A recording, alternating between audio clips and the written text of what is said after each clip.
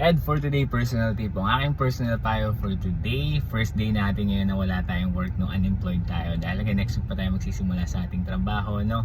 So ang aking ad for today para sa araw nito, no, hangga't maaari, no, maglaan ka ng ilang araw bago ka pumasok sa panibagong work. Maglaan ka ng time para sa sarili mo, mentally and physically. Kailangan i-ready mo yan, no. Kumbaga, maglaan ka ng at least 3 to 4 days or something, or 1 week or 2 weeks, no.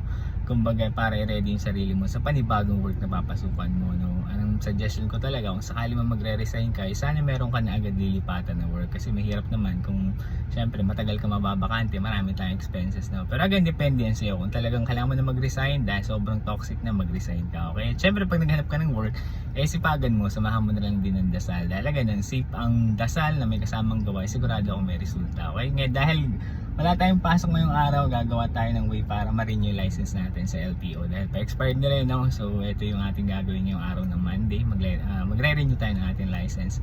Sana makakuha tayo ng 10 years validity para matagal-tagal bago ulit tayo mag-renew, okay? So ang ating end for today ngayong araw to, bago ka mag-start sa panibagong mong work, maglaan ka ng time para sa iyong sarili, physically, mentally, no? So maglaan ka ng time para sa mga bagay niyan, okay?